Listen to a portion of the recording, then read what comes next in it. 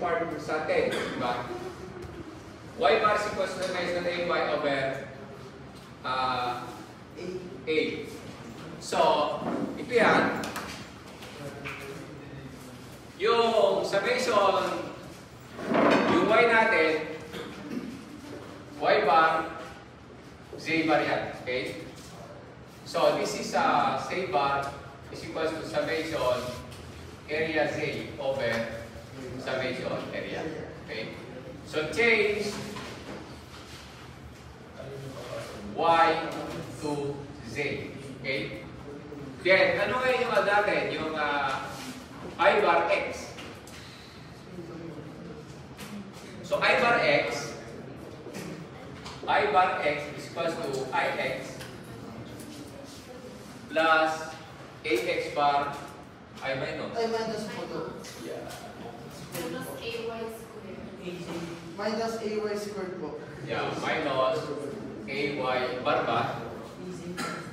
bar squared. Yan. So, i-change ko yan magiging I bar X is equals to IX minus AC bar squared. Ano nga yung IX? Yung IX, yan yung sinulbot total ng IX sa 10. Yan yan. Okay, ito, sinulbot to. Ito yung total niya. Okay, total yan. Summation A yan. Ito yan. Ha? Ito yan. Okay. Then, ano yung I bar Y? Yan. I bar Y is equals to IY minus X bar squared. Okay? So ito, sa report number 10 mo, iyan yung total mo. Ito, ibig sabihin dito, summation IX na yan. Ito, summation IY. So makikita mo, bar yan. Okay? So after getting that, ano yan yung combination nitong dalawa na yan? Yan yung round na ay Z pala ito Okay natin. Z na yan. Z. So, I bar X Z is equals to, siyempre, summation AXY, summation AXZ minus AX bar Z bar. Ano to? Ano tong summation AXA? Di ba meron pa rin ito ganito?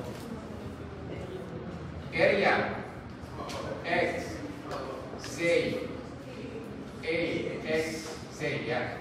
Total na yan, that is now summation A X Z. Okay? So ibig sabihin, yung table mo rin sa number 10, dadagdagan mo kasi kulang. Para sinasabi, di ba? So ito yan.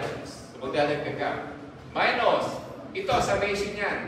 Summation area, X bar, ito yan, C bar, yun yan. Okay, so nakuha na ngayon.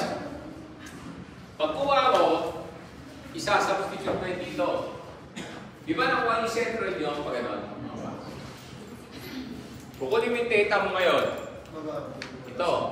Sum mo yun, IXA over I bar Z minus R by X. Pag nakuha mo na to, arctangent, ha? Arctangent. Huwag nyo i-divide ng 2 yan. Kita mo naman, no? Arctangent. So, pag nag-arctangent siya, lalabas siya, angle, divide mo ng 2. So, that will now be your P. Okay, alam niyo yung P, di ba? So, pag ganon, gumalaw siya, pumihit, no? So, kung ito siya, gumalaw. Okay? So, pag galaw niya rin yan, naka 90 degrees kasi yung Z, susunod na yan. Okay? Pumihit. So, that is now your principal axis. Okay?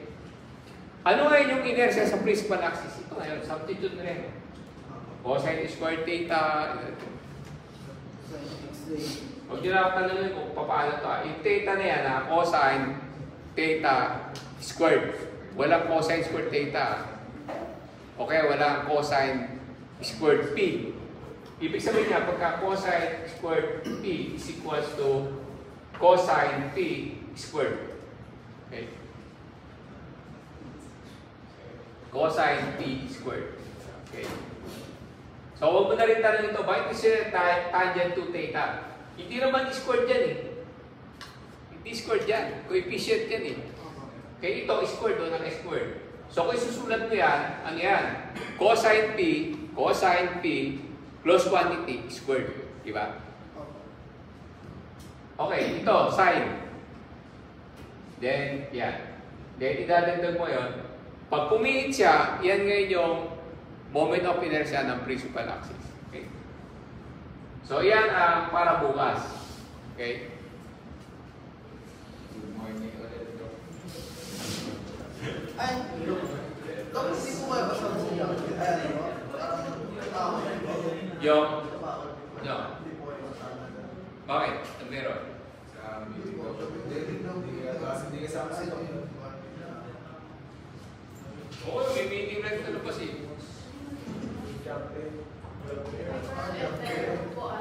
Job fail. Why di ba sabi susunod na may kasi supposedly ganito. Kasi yung ano ko, yung Wednesday ano ko, council meeting. Napapabaya ko siya dahil text na ako naman eh. Sa aking secretary ko, nagkakagulo na rin. Hindi naman ako, sabi ko, pwede naman ako rin, lalo magkakagulo tayo. So Wednesday yun, baka sa Wednesday wala tayo, eh. Bukas pala wala. So Wednesday meron. Kung wala, bukas. Pero per subject tayo bukas eh. Hindi naman sisimula ng 7, di ba?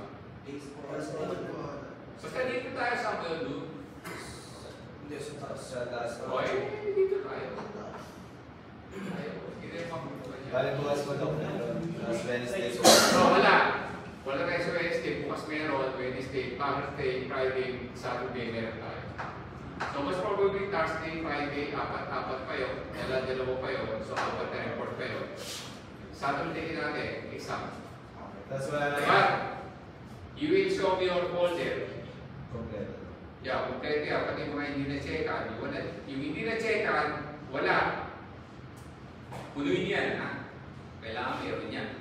Pag ilan po ito. Sabihin mo siya, ikaw na po sabihin mo. Wala rin, di ba? Pwede yun. So, ayan ha. Meron na tayo para bukas. Part 2. Ilagay nila part 2. Continuation din. Kasi hindi mo na dinidala masyado sa baba. So, yan. Tapos, So, yung sa Saturday doon, exam lang yun daw. Hindi sa Saturday. Wala na. yeah, that is an exam, no? Pero check ko rin yung folder. Yung instruction sa folder sa Saturday, sa Friday na.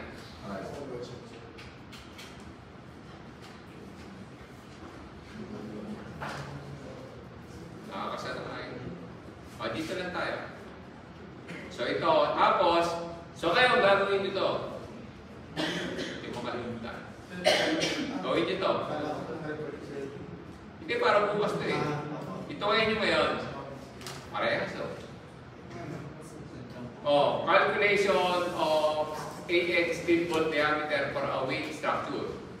Yan, kailan mo, perfect ito. Ito na. Ito na. 30 degrees. Ito. Ito, bumalik tayo dito. Yan dito. Tapos, gagawin mo.